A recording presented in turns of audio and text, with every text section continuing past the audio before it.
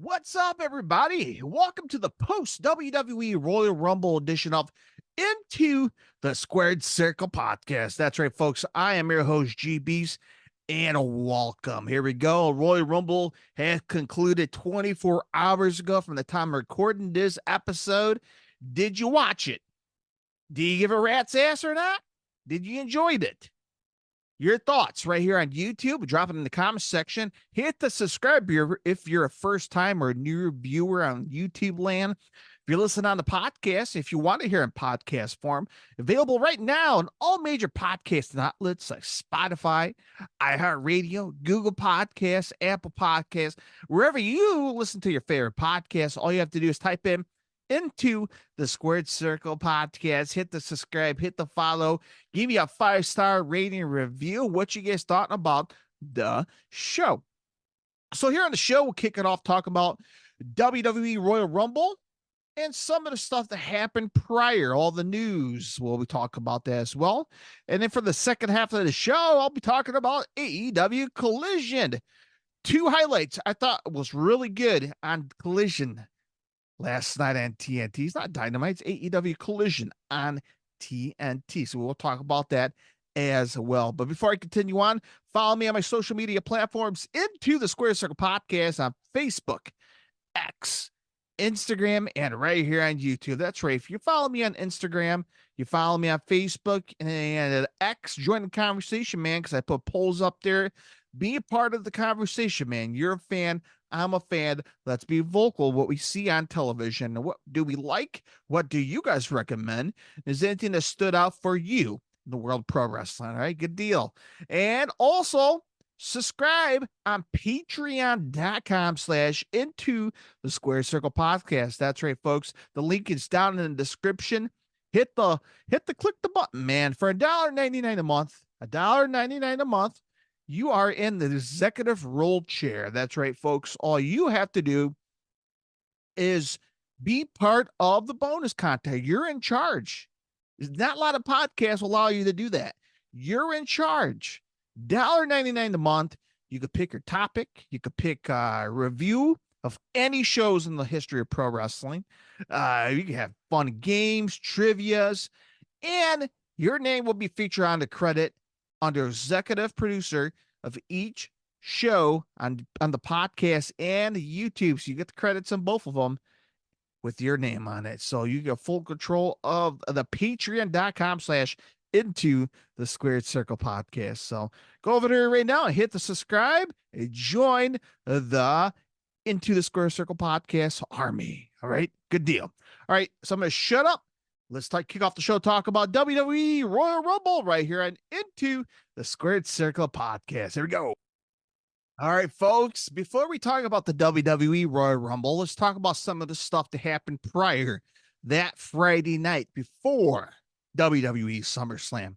So Friday morning, I released my previous episode, right? My previews and predictions for the Royal Rumble, right? We talked about that. We talked about the highlights of Raw this past Monday, the go-home show. And we also talked about the McMahon and the Wall Street Journal. Hours after I released the episode, right, on YouTube, on podcasts, and sure enough, Vince McMahon decided to resign from the WWE and executive chairman role within the company. And yet better, Slim Jim, you know, the beef jerky company that's always featured on all the premium live events, right?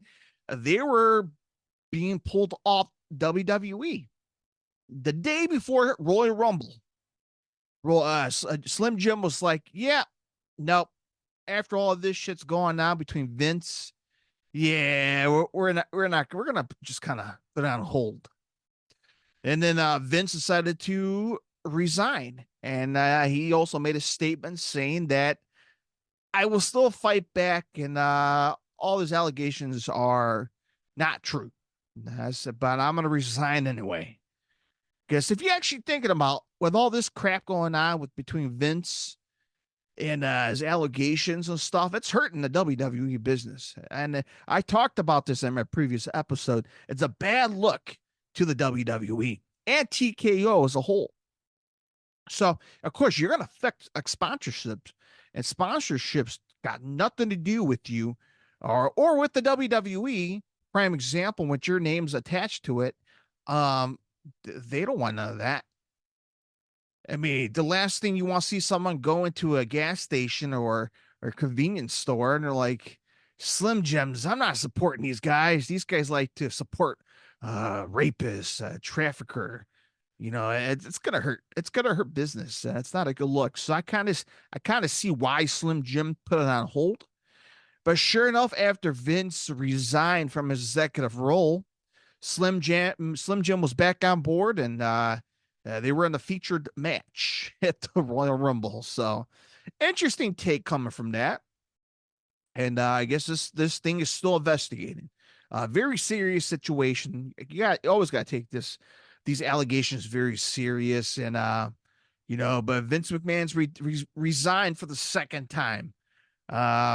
Man, if he comes back after this, man, this is something's not right. Something's not right within the TKO. He sold the damn company. Yeah, he got a few shares and what you call those shareholders, stocks, wherever you want to call them. And I don't know if he sold any or at least partial or most of them, but we'll have to wait and see. Hopefully hope this is it, man. Hope this is the last we'll see him in a suit inside of a boardroom within the corporate level. I hope so. Right. So there's that. Okay, so we got that out of the way. Let's talk about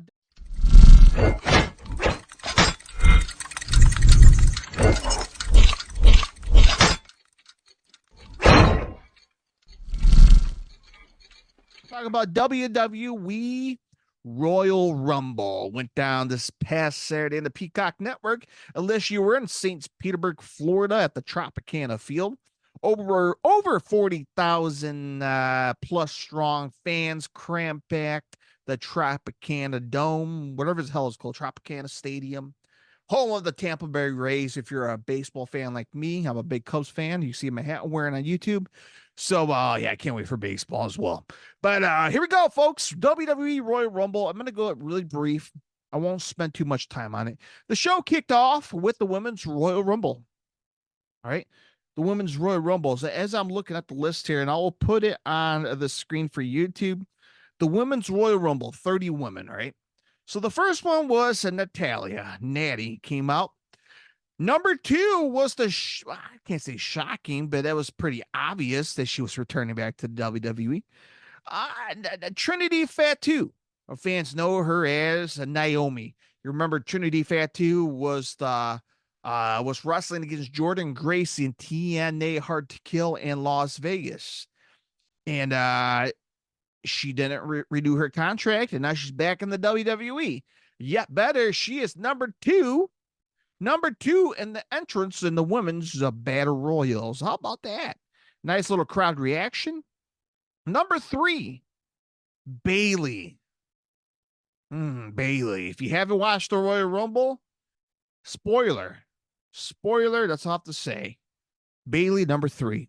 By the way, I enjoyed where the WWE put the timestamps of the wrestlers that's been in the ring the longest, the women's and the men's. I enjoyed that. There's one thing I did enjoy was them putting the timestamp. You know, Bayley's been in the ring for almost 40 minutes, and they'll have a timer in the corner. So I like that. I enjoyed that. Number 4, Candice LeRae. Number 5, we heard rumors, we heard chatters, but it became reality. Jordan Grace coming down the entranceway with her TNA title. How about that? And I saw a Facebook post of Rhea Ripley with her WWE Women's Champion around her waist, her shoulders, and Jordan Grace next to her with the TNA. You don't get those plenty opportunities where you got 2 different companies champion, like except AEW, right? AEW got New Japan. AEW will have their AAA. AEW will have their CMLL, All Japan. So it's AEW will have their multi champions from other companies come through left and right. But WWE, it's rare you get those, and you have a TNA title next to the WWE title. That's amazing. Yeah, see her come out and had a nice reaction, right? Some fans were like, oh, okay, all right, Jordan Grace, the TNA World Champion. And the cool part is when Naomi and Jordan Grace was in the ring, they hugged each other. And it's wild, right? That's wild. I saw another meme. You know, I'm not sure if they main evented Hard to Kill. Well, they were on the pay-per-view in Las Vegas for TNA, right? Wrestling each other, hugging each other. That was the last match of Naomi in TNA history, at least for now. And here they are on the big stage in front of 40,000 fans plus at the Royal Rumble. Wild, right? You never expect that, right? In your wildest dreams. All right, number 6, Indy Hartwell. Number 7, Asuka. Number 8, Ivy Nile. Number 9, Katana Chance, right? Number 10, Bianca Belair. Number 11, Kairi Sane. Number 12, Tegan Locks. Number 13, Kaden, tag team partner of Katana Chase. Number 14, Chelsea Green. Number 15, Piper Niven. Number 16, Xia Li. Number 17, Zelina Vega.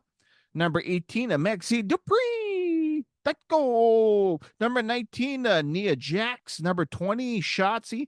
21, Becky Lynch, Big Time Bex. 22, Alba. Number 23, Shayna. 24, Valhalla. They're making a big deal about her damn horns on her head. I don't know. Number 25, Mia Chin. I call her Mia Yum, but they decided to give her Mia Chin. Number 26, Zoe Starks. Number 27, Roxanne Perez. Number 28.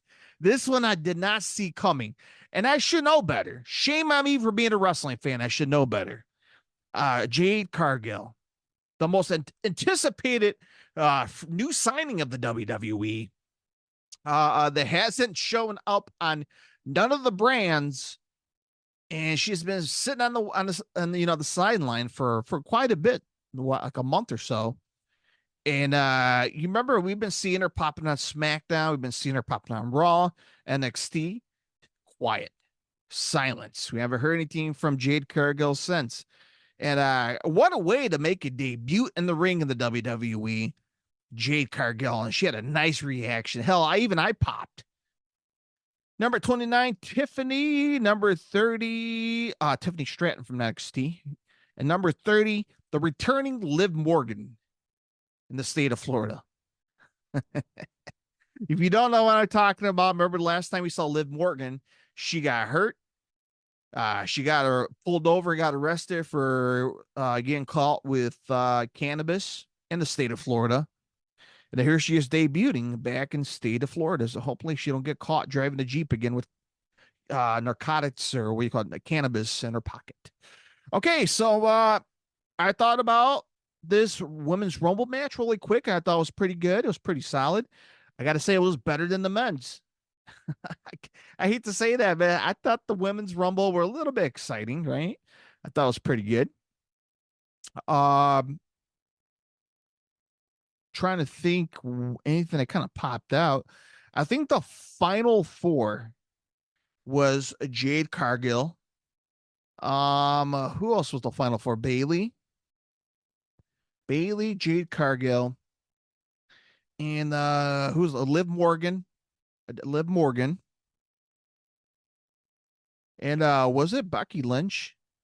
I don't remember. I mean, either way, I was disappointed that Jade Cargill went over the ropes, right? And I think it was down between Bailey and who was the final two? Bailey and Liv Morgan. I don't know, I'm drawing a blank, but long story short, Bailey won the women's Royal Rumble. There was somebody in the crowd that says Bailey to WrestleMania, yada yada yada, something like that. And I kind of rolled my eyes. I mean, what's the odds of her winning? Yeah, she won it. She's called to WrestleMania. And you know what? I'm not going to knock her. There's nothing wrong with her. I just never seen her as a top star. Like, she is the well-known, recognized women's wrestler, but I don't think of her as the same class as Rhea Ripley or Becky Lynch or Charlotte or Bianca Belair, but she is now. She is the women's Royal Rumble. I can't speak because I'm speechless, right? Bailey is now your women's 2024 Royal Rumble winner.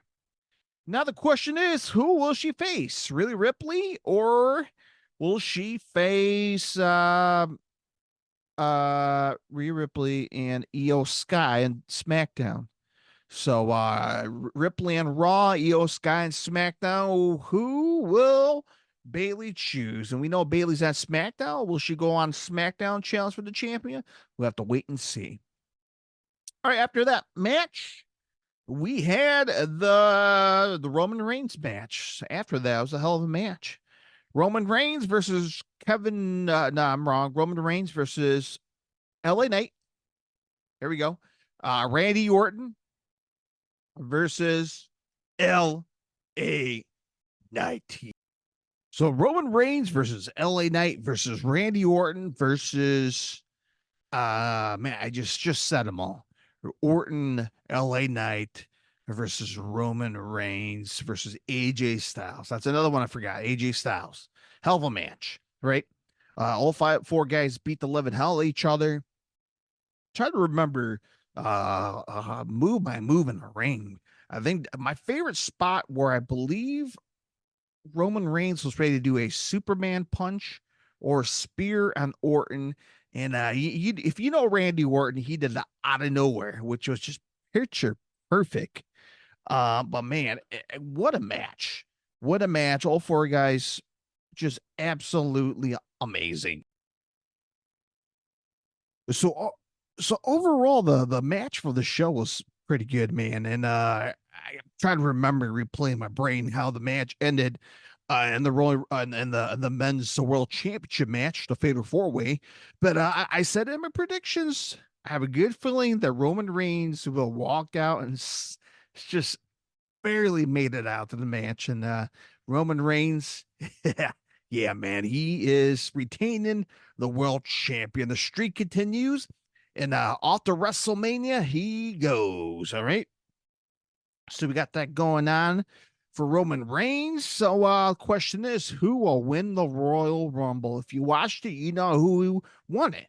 If you don't, stay tuned. We'll talk about that fairly shortly. But after this match, the next match we had Kevin Owens versus Logan Paul for United States World Champion, the U.S. Champion. Overall, this match was great.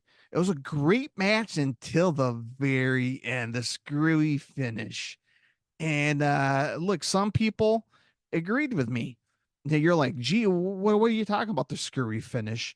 Well, I guess what happened was, and then I said it in my predictions. So I wouldn't be surprised if some cronies of Jake Paul, or not Jake Paul, Logan Paul, his brother, Logan Paul, of course, will have one of his cronies sitting at ringside. And that's what happened. He hopped over the barricade, distracted the ref.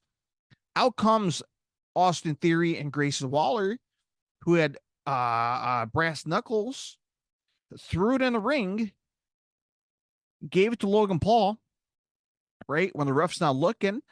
And Logan Paul grabbed it, put it on his hand. So as the ref turned around, I think that's what happened. The ref turned around and he was ready to strike Kevin Owens in the face with the brass knuckles. And then sure enough, he missed.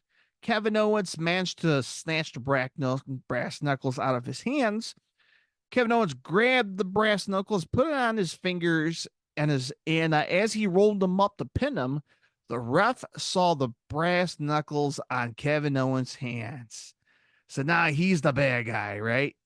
He is the bad guy. And man, what a shame. What a shame. Because when the ref saw that, pretty much the ref ended up giving the match no DQ, no disqualification, because Kevin Owens had the brass knuckles in his hand. And what a screwy finish. I thought it was just complete BS how they ended it. But man, it was disappointing. It was disappointing. But you know, I thought it was a great match until the very end happened, and that's where I kind of threw the middle finger up. Pretty sure a lot of fans had the middle finger up for the last part of the match. All right, here we go. The men's Royal Rumble. Let's talk about that. 30 men enter the Battle Royal. Let's talk about it. Number one, the Jey Uso. Jey Uso was part of the Battle Royal. Kick off the show, the Royal Rumble, to be exact. Number 2 entrance was his brother Jimmy Uso, and that kind of swerved everybody, including myself. I'm like, oh, okay, you're gonna have Jimmy versus Jay to kick off the Royal Rumble. I'm down for that. These guys haven't been in the ring together in a couple months. So after the whole bloodline storyline and with Jay Uso leaving the bloodline, now here he is with confronting his brother Jimmy Uso one-on-one, and that was great. And then so both guys beat the living hell out of each other. Number 3 was Grayson Waller came out. Number 4, the rumors are true. Andrade El Idolo, who left AEW's World's End towards the end of December of 2023, did not renew his AEW contract, showed up at the Royal Rumble, right? Perfect sense. Andrade showed up, and a lot of fans were just riled up for that, man. The crowd was in awe. If you've been keeping up with Andrade's career outside the WWE, for me, I'm pretty excited, man. I'm happy that he showed up at the Royal Rumble. Either way, if he stayed in AEW, I'd be happy. I'm a big fan of Andrade, and looking forward to his next chapter in career in the WWE. So Andrade, number 4. Carmelo Hayes, number 5. Number 6, Shinsuke Nakamura. Number 7, Santos Escobar. Number 8, Karrion Kross. Number 9, Dominic Mysterio. Number 10, Carlito. Number 11, Bobby Lashley. Number 12, Ludwig Kaiser. Number 13, Austin Theory. Number 14, Finn Balor. Number 15, Cody Rhodes came out. Number 16, Big Bronson Reed. Number 17, Kofi Kingston. Number 18, Gunther. Number 19, Ivar. So we got a lot of big guys in the ring. Number 20, his main roster debut, I guess you could say, from NXT, Braun Breaker.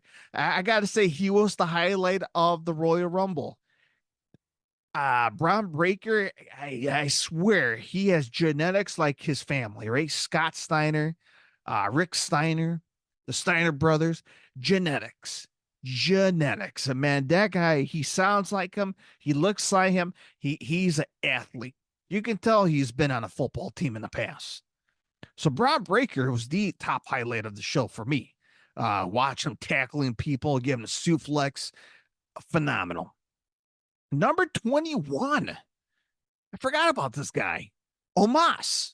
Omos hasn't been on TV in quite a while, but he made his return back. And he was so tall that he had a duck. He had a duck under the gorilla position to come out on the stage. That's how tall he is. He got in that ring, and man, so you got colossal big guys in the ring. Number 22. I think this shocked even this gentleman as well. Pat McAfee. Now, Pat McAfee joined the show at the very beginning to join color commentator. It was great. It was entertaining with Corey Graves and Michael Cole, right? Well, number 22, my understanding, Brock Lesnar was supposed to be in a spot, or either his spot or Braun Breaker's spot. But apparently Pat McAfee was shocked. He was not aware he was part of it until his music played. And I guess he realized he was part of the Rumble. And a lot of people thought it was a waste. And even I thought it was a waste when I was watching it live. And I'm like, he was jacking around. He's like, nah, I'm not going to get in the ring with Omos and Bronson Reed and the big guys. I'm going to get crushed. I'm just going to eliminate myself and sit back down in the commentary team. And that's what Pat McAfee did. He eliminated his own self. So a lot of people thought that was a waste. Number 23, JD McDonough.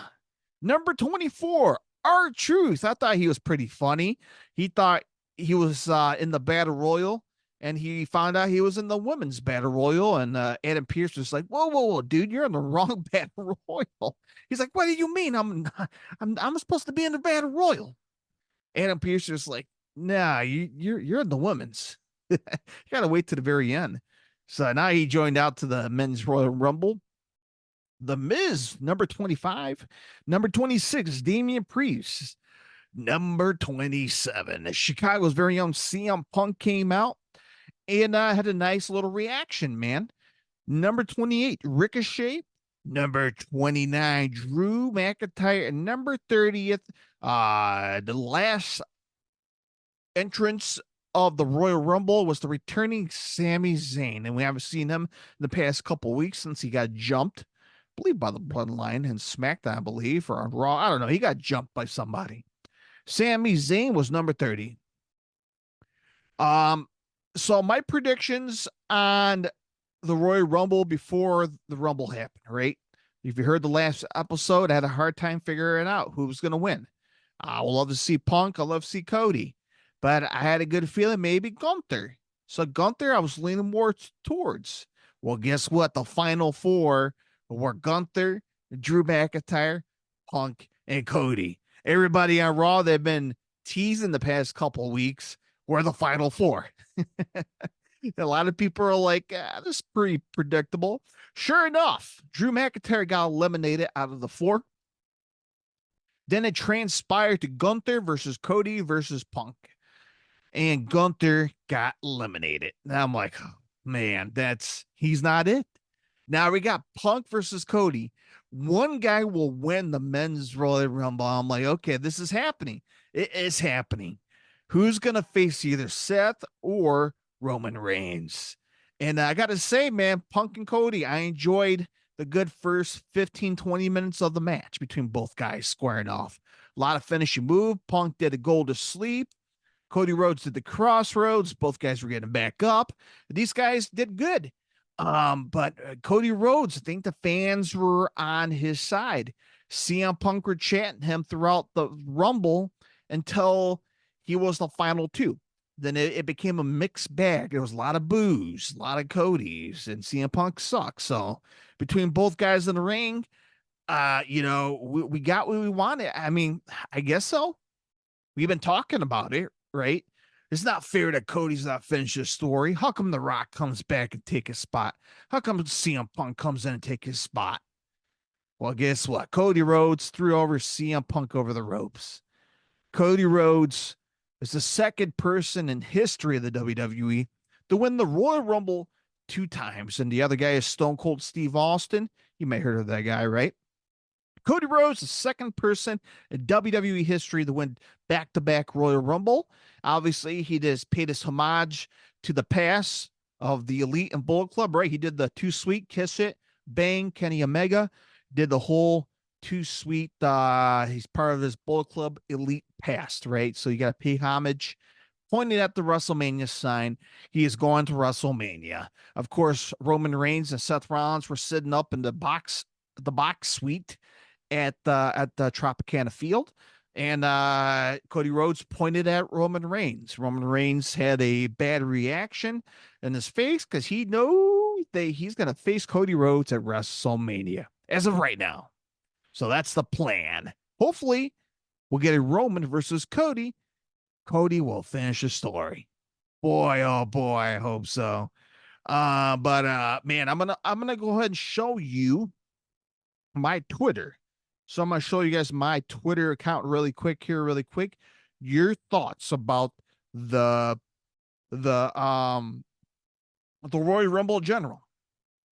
So by the time this episode release and will be out to the public, this poll will end about an hour or so. But again, this is why I keep pressing.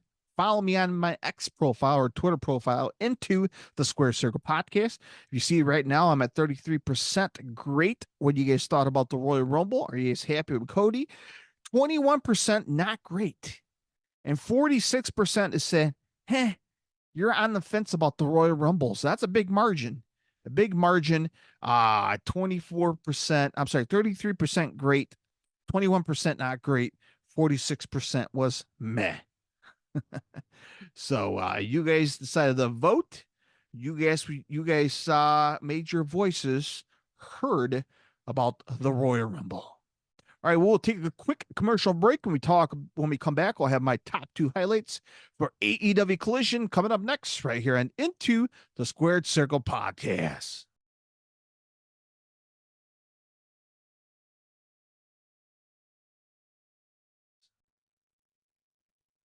All right, welcome back, and let's talk about my top two highlights from AEW Collision last night on TNT. So the first one I did enjoy the most was Yuji Nagata, right? The Blue Justice, a New Japan Pro Wrestling legend, went over to the United States to face off against American Dragon, Bryan Danielson. I thought it was a hell of a match, a great pro wrestling clinic match. Both guys were just phenomenal. Watching Yuji Nagata doing a Fujua armbar on not Okada, Bryan Danielson, right? The way he, was doing his arm on it. And watching Yuji Nagata's eyes rolled back, his facial reaction as he doing it, just creepy, absolutely creepy. But both guys had a great pro wrestling clinic match. And kudos to AEW having New Japan stars this week, right? Adam Copeland versus Minoru Suzuki on Dynamite this past Wednesday. And obviously Copeland won. So I thought it was pretty good. And then last night on Collision, Bryan Danielson defeated Yuji Nagata by pinfall. 1, 2, 3 for the win. And both guys respected each other, hugged each other, and gave Yuji Nagata his flowers. So I thought that was a great match, and they made it one of the two highlights on AEW Collision last night on TNT. All right, second one. The final second highlight of AEW Collision I enjoyed was the steel cage match between the House of Black versus FTR. Now, Daniel Garcia was teaming up with FTR. Daniel Garcia got attacked backstage before the match. So FTR was like, okay, well, we need a partner. Well, out comes out of nowhere Mark Briscoe. And he's like, yeah, man, I want to be part of a tag team match. And FTR was like, okay, well, Daniel Garcia, cool. Yeah. I mean, if he's not up for the match, yeah, go ahead, man. So sure enough, out comes FTR. And then sure enough, Mark Briscoe was part of the match. As Mark Briscoe was coming down the ramp, heading towards the ring, the lights went out. Out comes the House of Black, right? Brody King, Buddy Matthews, and Malachi Black. All three guys attacked Mark Briscoe, threw him off the stage, and he landed right through a table. All right, now it's a handicap match. It's 3-on-2. So the match kicks off, and all five guys got in the ring and beat the living hell out of each other in a cage. The whole purpose of the match was as a elimination style steel cage match, and pretty much like all members, it's kind of like the War Games, right? All members must be eliminated in order to win the match, right? So, well, War Games obviously you have to pin, right? But the whole purpose is all three guys must be eliminated or at least out of the cage in order to win the match. So we had eventually Daniel Garcia made his return back to the ring, right? All bandaged up.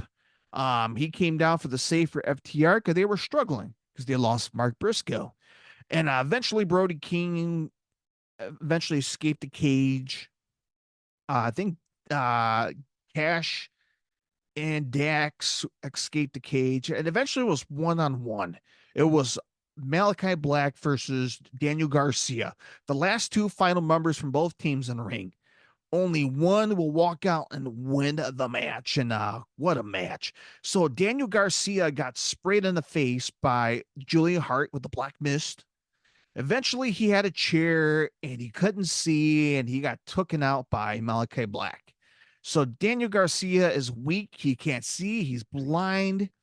Eventually, Malachi was ready to walk out the cage to win the match for the House of Black. Well, sure enough, Daniel Garcia is like, "No, man, not happening. I'll still fight you with the mist on my face." And eventually, long story short, the underdog, Daniel Garcia, managed to sneak out the cage and win the match and gave FTR and Daniel Garcia impressive win over the House of Black in a steel cage elimination match. So I thought that was a great match, a great main event match for AEW Collision. And that was the top and final highlight of AEW Collision last night on TNT. All right, folks, this is it of the show. If you're watching on YouTube, hit the like, hit the subscribe, drop in the comment section what parts you enjoyed in the Royal Rumble. And if you watch AEW Collision, what matches you enjoyed the most on Collision? It was great to see Serena Deeb return back in AEW. So we got that going on. So again, if you're listening on the podcast available on all major podcasting outlets like Spotify, iHeartRadio, Google Podcasts, and more. So wherever you listen to your favorite podcasts, all you have to do is type in into the Square Circle podcast. And if you're watching on YouTube, hit the subscribe. Follow me on social media platforms, Facebook, X, Instagram, and as I mentioned, here on YouTube. And shortly, I will be on Twitch, hopefully soon. All right, folks. And then patreon.com/ into the Square Circle podcast, $1.99 a month. You'll be a part of the executive producer role. Your name's in the credits. You'll be a part of the show. $1.99 a month. Patreon.com/ into the Square Circle podcast. Link down below. All right, folks, that's it. Have a great week. Looking forward to another week of pro wrestling as always. As always, stay safe, stay heavy, happy wrestling, and bye-bye, everybody.